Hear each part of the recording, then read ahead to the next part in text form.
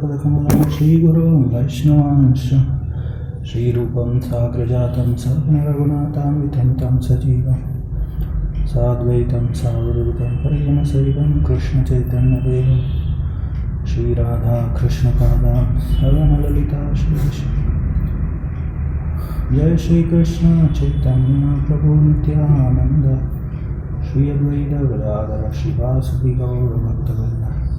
Hare Krishna Krishna Krishna Hare Hare, Hare Ram Ram Ram Hare Hare. So your friends have gone to festival there, huh? We could have cancelled like this today. Anyway, whatever, you people have come. So we'll discuss something, then after that we'll have some chanting, kirtans, and prasadam.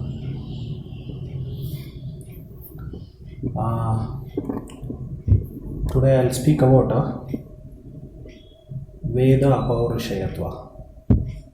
That means how Vedas are superhuman. They are not written by human beings.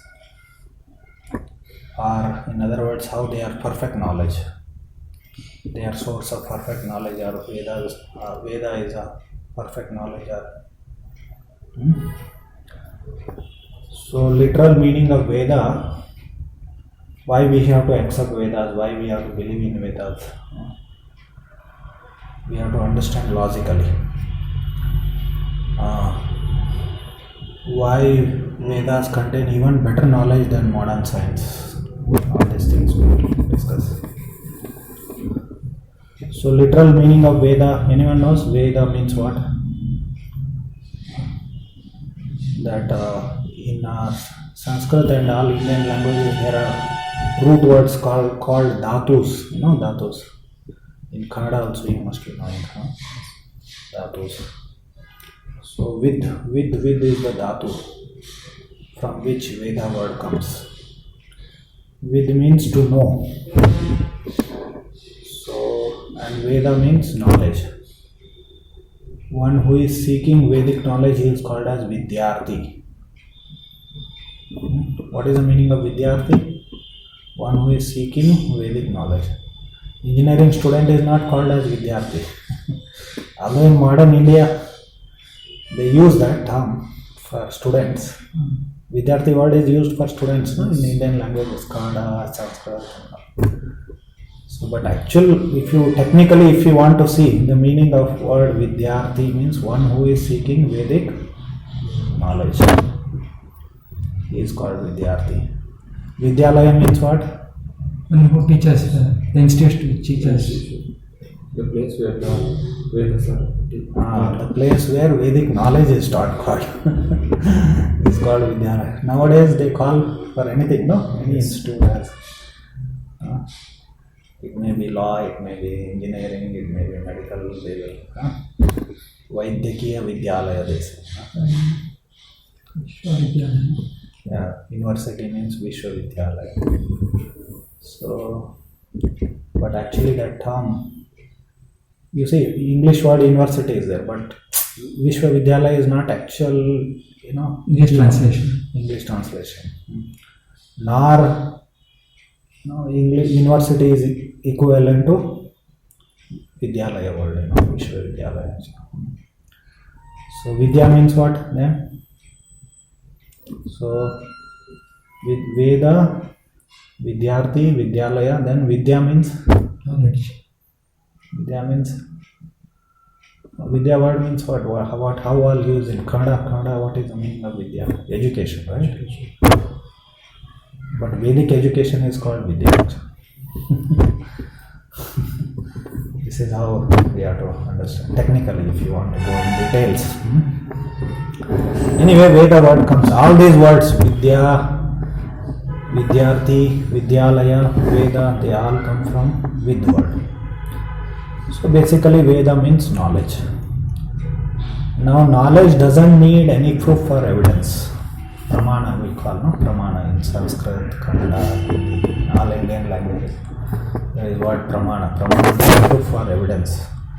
Nowadays, because of modern science, everyone demands proof, if you want, what is the evidence that, what is the proof that Veda is knowledge, perfect knowledge?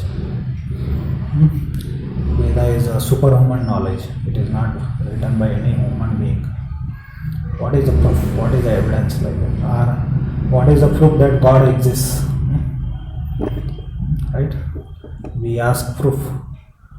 And what is the proof that soul exists? Atma, soul exists. So all these things we ask proof for evidence. Asking proof for evidence is not a bad thing. It is a sign of intelligence. Right? You are not believing blindly. They say blind belief. You are not believing blindly. It's a sign of intelligence. This has become so, especially in modern society, because science, they define science that we only believe in facts, that which is established by proof, or evidence, that only we accept. That is science. Although if you question them in detail, they don't have proof for many things. Most of the things what they say actually, but at least they define like that science. But Veda doesn't need proof. Swata pramanatvam it is called in Sanskrit. Veda, self-evident. Swata pramana is a word for Sanskrit, Kannada, in any language you see. Pramana word is a word for proof actually, proof for evidence. Or another word they use in Sanskrit and Kannada and other, sakshi, sakshi. So sakshi, pramana. So Veda doesn't need proof. Why? Because Veda means knowledge. Knowledge doesn't need proof. It is already established fact. It is knowledge. But when you want to prove ignorance as knowledge, then you need proof. You are getting point? Knowledge doesn't need. In Bhagavad Gita says, knowledge brings happiness and liberation, and ignorance brings suffering and bondage. So happiness and suffering are opposite terms, antonyms, and liberation and bondage, they are. Bondage means entanglement. I'll just give one example for just brief, because that is another elaborate topic. So how we are entangled in this world actually. Just like previously people pedaled from one place to another place. They walked, used their legs, or they would use horse carriages. In late 1900s, that means 1890s, there was one great problem in Europe called the Great Horse Dung Problem. Horse dung problem means because they used to have a lot of horses and horse carriages to go from one place to another place, and they would pass stool on the road. No one was there to clean there. Here you see for cleaning every day that vehicle comes with loud sound. There was no system like that in Europe because no one liked to do that. So that was a great problem, and sometimes they would die. Dead corpses of horses would be lying down on the road, and they become dirty. Everything so much foul smell, so many diseases, contamination, this that. Now this coronavirus has spread. Like that, so many bacteria. This was spreading. Diseases were spreading because of that. And that time intelligent people, they thought that if this continues like this, after 50 years we will have 9 feet of dung on the road, like that, like that they were calculating. Then automobiles came. That time steam engine they invented, and everyone felt that now we solved the problem, like that. Now after 100 years, 120 years, what is the situation? Tell me.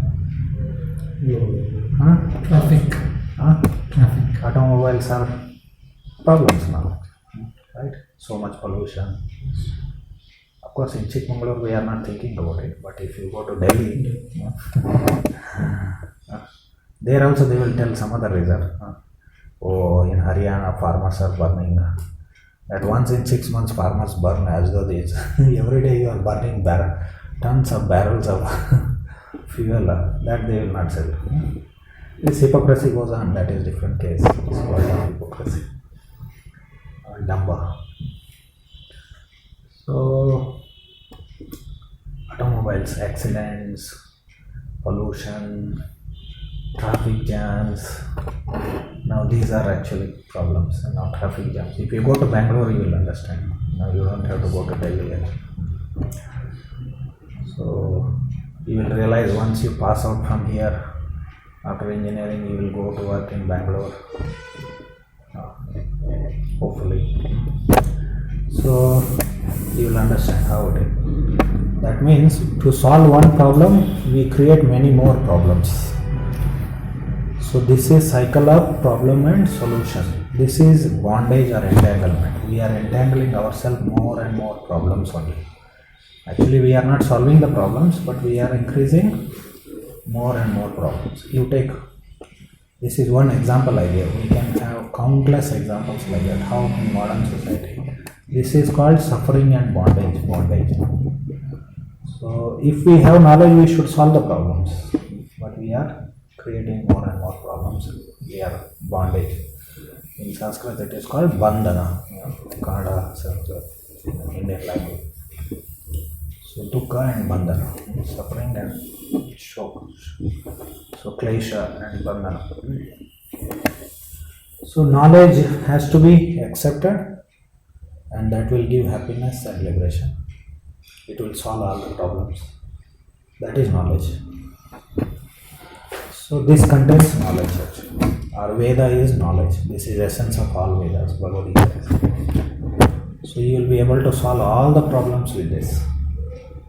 This is one symptom that how it is a perfect knowledge. It is knowledge. First thing is it is knowledge.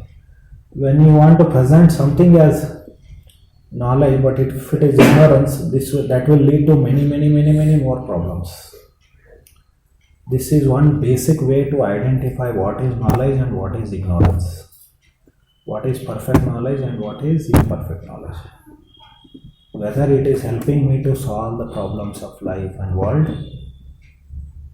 or it is entangling me to more and more problems. This is how we have to identify what is knowledge and what is ignorance. So presently what is presented as knowledge in all the universities of the world, mostly it is ignorance, because we are only entangling ourselves into problems, that's all. You see global issues, last time in the United Nations Organization, General Assembly was there, and that one 16-year-old girl, 14 years, 16, Thunberg, from Sweden, she went and spoke about the globe, all pollution and all this kind of things. Global, it's an issue, big issue. Last time whole United Nations General Assembly was focused on this only, global warming and pollution. Modi also went and spoke about it, right? Why we are doing this, we are doing that for controlling pollution, greenhouse gases, this, that. It's a big issue in the world actually. There are many such issues and they don't have any solution. Like in Delhi, every year it is coming problem, but they don't have. We are hearing it for years now. 4 or 5 years we are hearing it actually. They don't have any solution at all. They can't do it because they don't have knowledge. So like this, socially, political, economical, all this kind of problems can be solved with the knowledge. But with ignorance, we will entangle into more and more. Why Veda is perfect knowledge? Why Bhagavad Gita is perfect knowledge? This basic point. There are many other things. So knowledge doesn't need any proof or evidence. It needs it to be accepted and applied in life. So what is the result of that? It will give us happiness and liberation. So it will deliver us from ignorance and suffering and. So knowledge leads to happiness and liberation. Ignorance leads to suffering and bondage. Remember this statement, very important. You'll remember? So, therefore, we have to. This is what makes us this book authentic. This is what makes Veda authentic. So, this is what makes them supersede every other knowledge. What is presented as knowledge in this world, actually. Therefore, it is supermost or sublime or highest knowledge. It is. So in 7.2, Krishna says, Jnanam teham sabhijnanam idam vaksham shishata yatyatva habhuyamya jnatavyam avashishyate. Now I will tell you Jnana and Vijnana both. So completely I will tell. By knowing this, what happens? Nothing remains to be known, he says. By knowing this, nothing remains to be known. You don't have to go to engineering, you don't have to go. I'm not telling you not to go, but I'm discussing about Bhagavad Gita. And in the purport, our founder Acharya Srila Prabhupada, he wrote his commentary, Bhasha. In that Bhasha, he writes very nice statement, you see. When the cause of all causes becomes known, then everything knowable becomes known and nothing remains unknown. When cause of all causes becomes known, then everything knowable becomes known and nothing remains unknown. Like this, you have to remember this statement. You can read Bhagavad Gita. So, daily little, because you are our students, you have to study all your other subjects. Little daily you can read. At least daily. This is how you will understand knowledge, great knowledge. And every week if you come here, you will learn all these things gradually, because it is now we are discussing in a very simple way, but there is great knowledge in this. You can imagine if this must be supermost knowledge, perfect knowledge. We can imagine how great it must be and how much time it may take us for us to understand. It's not that once you came here and you understood, learned, or even if you read once also you may not understand fully actually. So repeated readings will help us. So in this way, so this is knowledge. This is perfect. This is one basic point, one point. Whether it is helping me to solve the problems of life, or it is entangling me into more and more complications, that we have to see.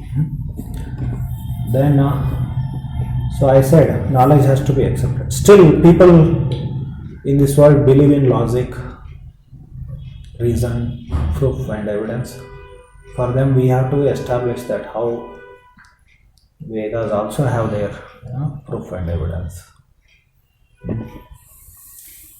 So, logically, if you want to see, if you want to understand the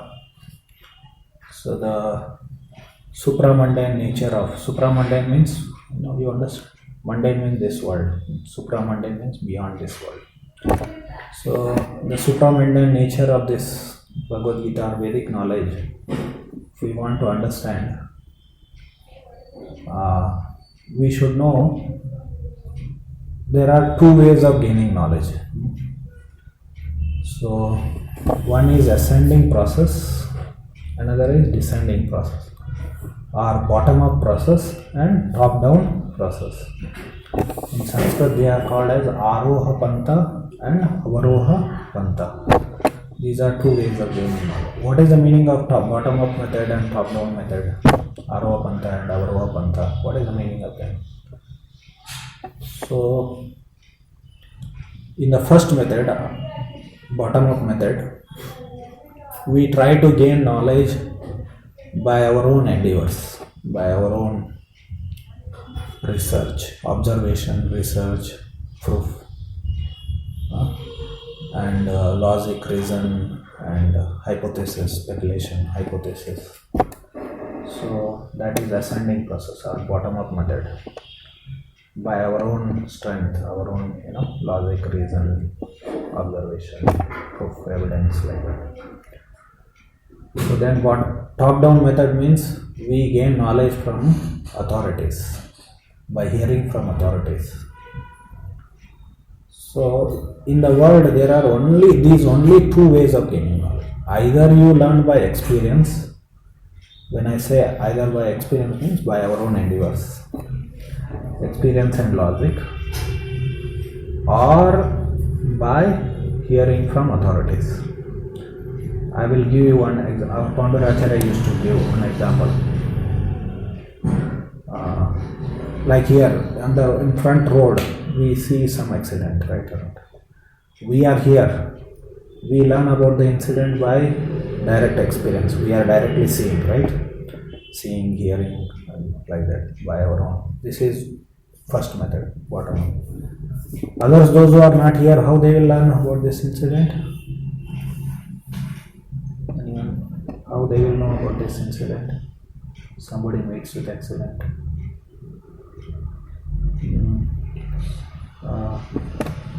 Newspapers, media, right?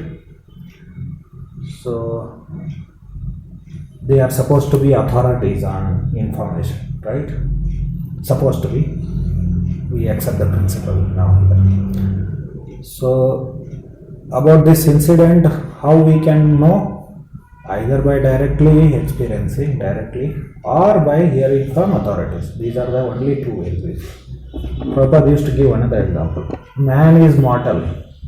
You know this English statement, man is mortal. All people die, right? So how did you know man is mortal from your, in your life? How did you know man is mortal? All the people die. How you came to know about that? You are witnessing people dying. Your relatives are dying, right? But just by seeing few people dying, did you come to this conclusion that all people have to die? Have you seen all the people in the world? There may be some doubt of what is that. Some doubt comes in mind that there may be someone. We should doubt also like that. There may be someone. Otherwise, research doesn't begin actually. Research, Otherwise, there is no beginning of research, or then there will be no knowledge actually. So, if we have to research, then there should be doubt first. There is possibility that there is someone who, but it is a well accepted truth that man is mortal. Everyone accepts the truth, and it is truth. There is no doubt in that. But how I came to this truth, how I came to this conclusion, that we are discussing, right? So, as if now we told that, you all told that, I witnessed, I saw people dying, my relatives, all those people near and dear, neighbors. But I am giving you a doubt that there may be some person who not dying, because we have not checked every individual in this world. That doubt, benefit of doubt can come, right or not? But on the other side, this fact is already well established fact, and everyone accepts it, right? Is there anyone in this world who says that, oh, man is not mortal? Right? Everyone accepts that. So here the point comes is that we actually did not learn this by just witnessing, by seeing. How we learned it? How we learned it? By hearing from our teachers or whatever, our elders, parents. That's how we learned. So this proves the second method of gaining knowledge, right? Hearing from authorities. We learned this truth from hearing from. We are observing, that is okay. But that will not solve my problem actually. That will not solve the point that that will keep me still in imperfect understanding. You understood? Still it may keep me in doubt. It is not So complete knowledge means, perfect knowledge means it should be doubtless. There should be no doubt in that. So it should be doubtless. Now, if I say that I learned this truth by witnessing or by seeing direct experience, then it will keep me in doubt. Then it is not complete knowledge. So therefore, we learnt this by hearing from authorities. So from this we understand that there are two ways of gaining knowledge. That we learn by witnessing, by seeing, by experiencing, by our own intelligence, logic, reason, and sense perception, by seeing, hearing, smelling. So that is bottom up method. Another method is by hearing from authorities. Is there any third way to gain knowledge? Is there any third way? There is no third. This is logical. So gaining knowledge. Now, from this example, man is mortal, we can also understand another point. Which one of these two ways is perfect way or better way? Which one is better way? First one, learning by yourself. Learning by Our own experiences. is perfect. But then I asked you that have you seen all the men in this world who come? Then it will keep us in doubt, no? Then it's not perfect. Right? Which one is perfect? Second, learning by Authority. You accept? You accept? Second one is perfect, no? Learning from, hearing from authorities. So that is perfect way of knowledge. Now modern science, which one it accepts? Which way of gaining knowledge it is? First one, right? It is. They are trying to learn by. That is the problem with modern science. That's why they are entangled in so many complications. Every time new theories they bring up, they don't know anything. Like Stephen Hawking, he said that we don't have one theory which explains the origin and existence of the universe completely. All the theories which we have, all are partial theories. Partial. Now what we are doing, he said that he said and died. He said many years before he died. So what he said is that we are making a unified physics. That means we are bringing all these theories and making one theory that is called as theory of everything, So he said that, Stephen Hawking. But it has never happened. So in 1928, who is his name? I forgot his name. One scientist fellow. So he said physics will be over in 6 months, he said. That means in 6 months we will explain everything about origin of universe. So then actually I read this in Stephen Hawking's book only, that brief history of time. So he says now 1928 means now is we are 2020 means it's like 92 years over. So we can see that after 92 years also they are still thinking of theory of everything. They don't have one theory. Actually they never came even to the beginning of universe. Actually means understand the beginning means they did not like his I want to say what I want to say. They did not even come to the beginning of physics. What to speak of that it will be over, physics will be completed. So like that, so many theories. When I was studying atoms in my college days, there were 28 atomic theories were there. First Dalton said atom cannot be divided. Then other fellows, Niels Bohr, Rutherford, and they came and they said, it can be divided. So like that, we had that time the latest one was that some electron theory or something. It was I don't remember now. Long back I read. So why science has and they have to every time your school books are, syllabus books are updated, new thing comes. Now new fellow has come, Albert, what is his name? Some recently he has started on new theory now, just some 10 years back. In 2010-11 he, so he says, anyway, I forgot the name of that new scientist now who is very famous now.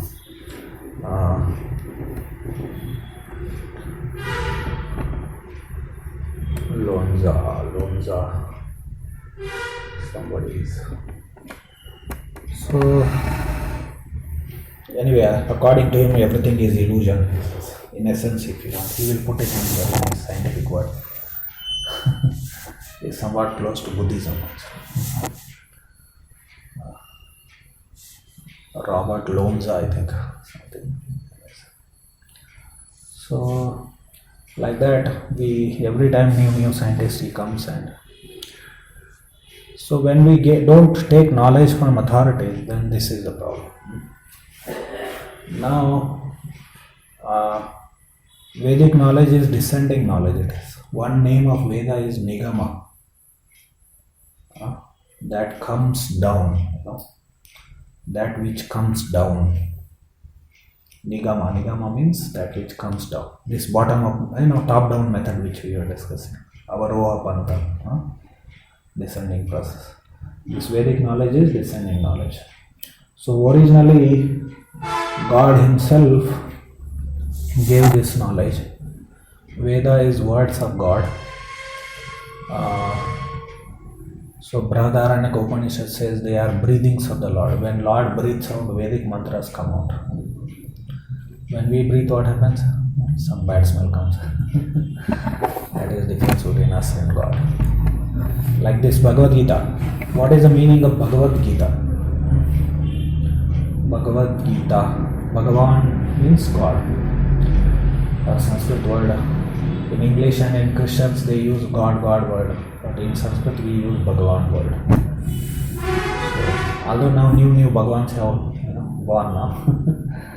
But actually, God never born, God is never born. He is the original being actually. So, and never dies. Sometime he may come here in this world to do his leelas. So just like sun appears in the morning and then disappears in the evening. That doesn't mean sun is born in the morning. And sun is. So Bhagavad Gita means it's a song of God. God himself, Krishna himself is giving this knowledge. So therefore this ultimate authority. Who is ultimate authority? When we speak about authority, we should take knowledge here from authorities and learn the knowledge, right? We have to get the knowledge.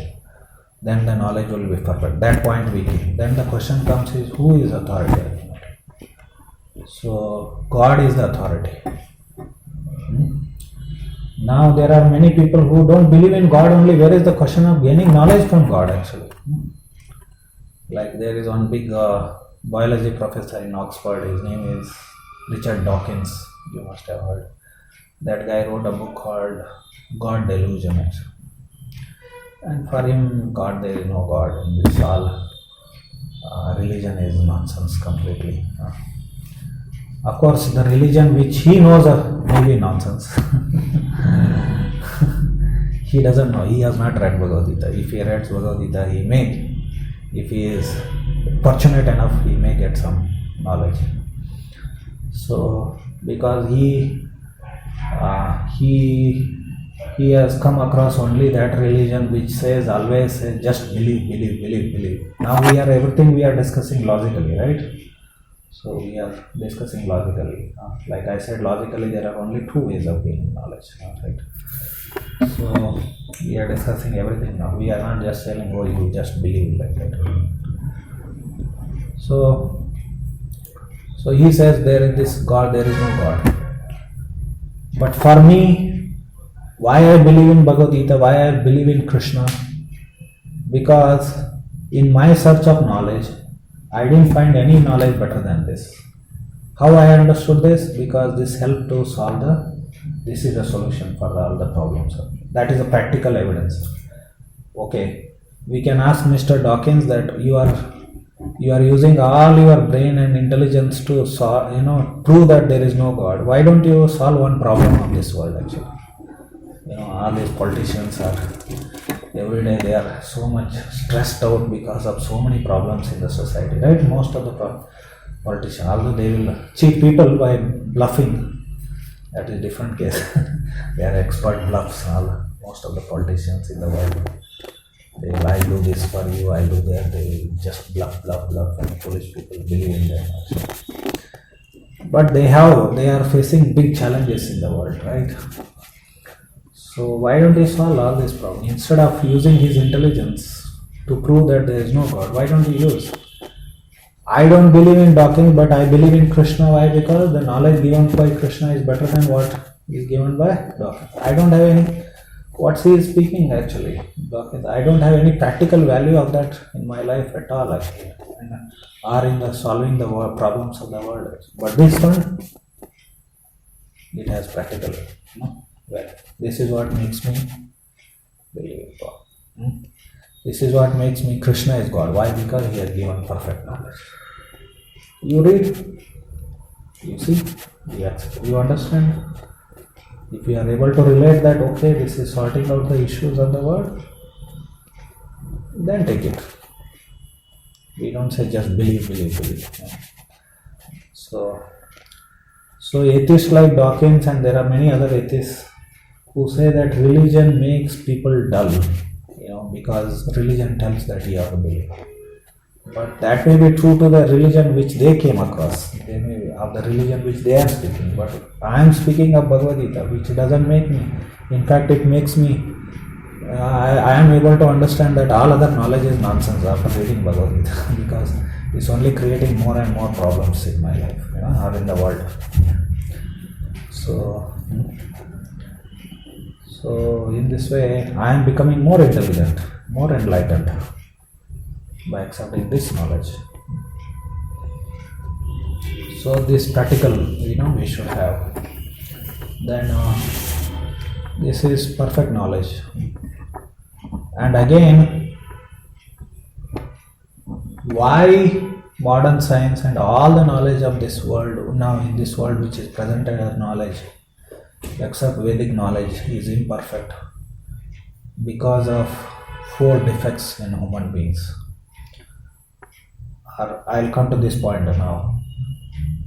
So, bottom-up method is imperfect because it still keeps me in doubt. Top-down method is perfect.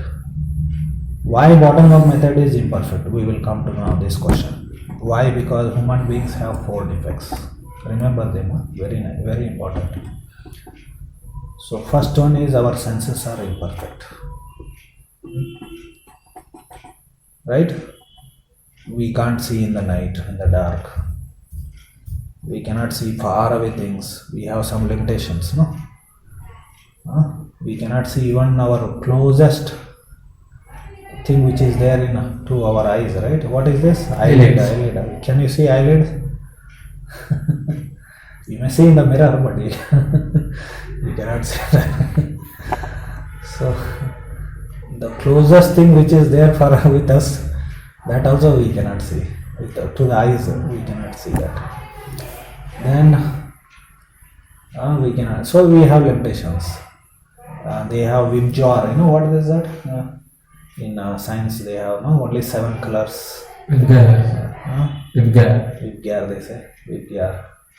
So, tell what are the colors? Violet, indigo, blue, green, yellow, orange, red. Yeah. So, this many colors only it can see. It cannot see beyond that. So, we have limitations. Some animals and birds, they may not see what colors we are seeing actually. They may put everything into black and white actually. Because they have their own limitation. Everything has its own limitation. So then,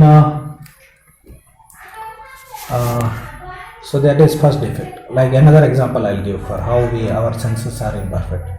What modern science says about hearing capacity, how much human beings can hear? 20 hertz to 20 kilohertz. Decibels. Yeah, hertz it is. So 20 hertz to 20 kilohertz, right? 20. So this much only we cannot hear beyond that. That means our hearing capacity is limited, right?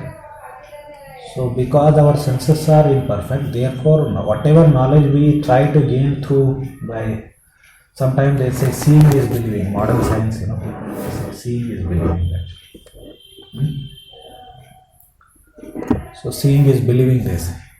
But can you say that seeing is believing? You go and stand in front of concave or convex mirror. How you look? Do you look straight?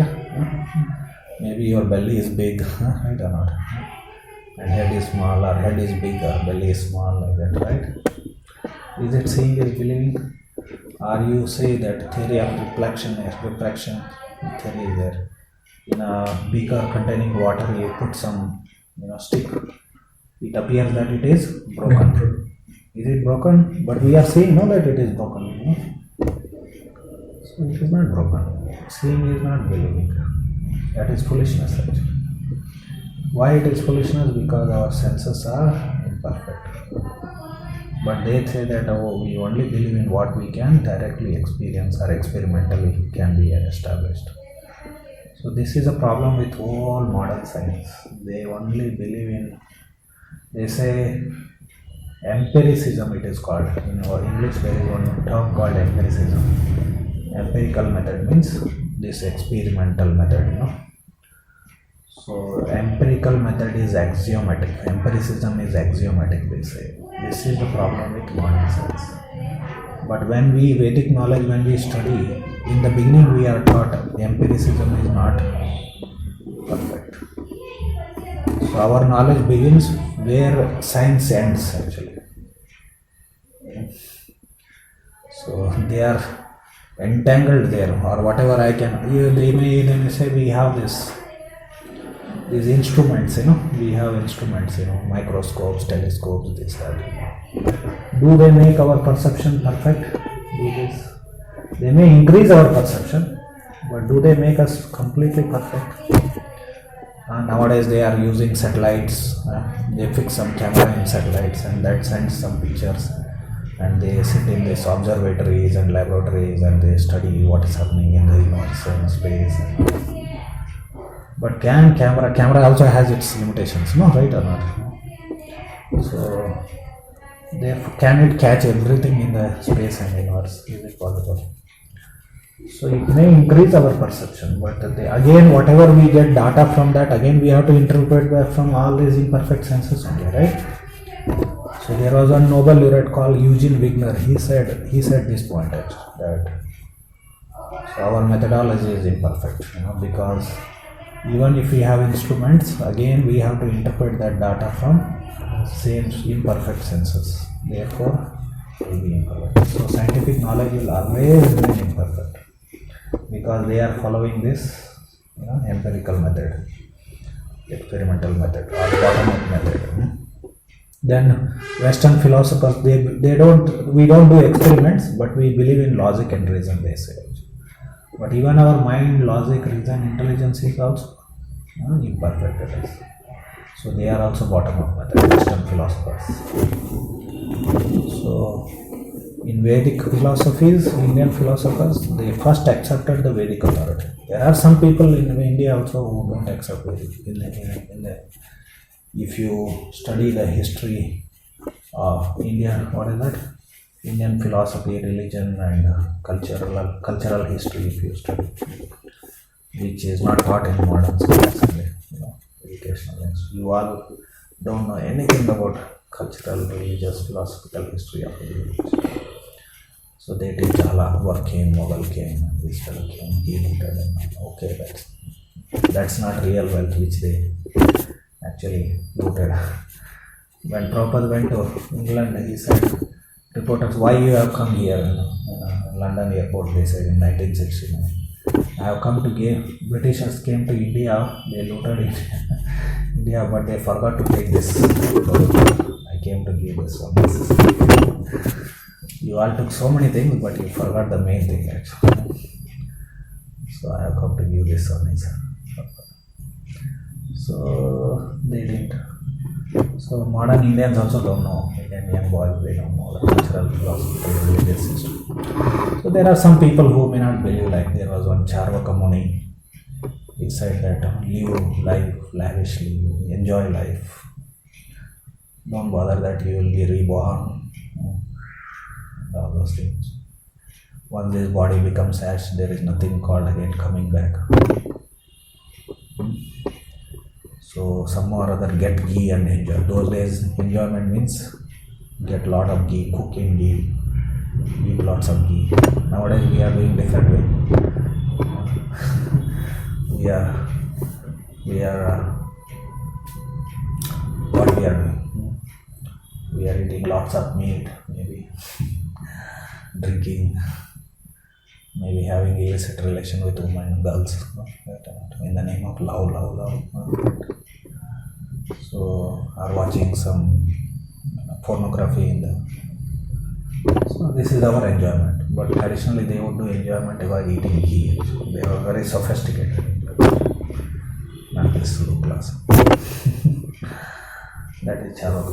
He didn't believe accepted Vedas, reincarnation, Punarjanma, he didn't accept. There is a statement called Ranam Kratva Gratam Pibet Yava Jive Sukam Jive Bhasmi Putasya Dehasya Kutapunaragamano Bhavit. So Ranam Kratva Gratam Pibet Yava Jive Sukam Jive. So what do? You beg, borrow, steal, borrow money, take loan and enjoy life. Now also most of the people are followers of Charvaka only.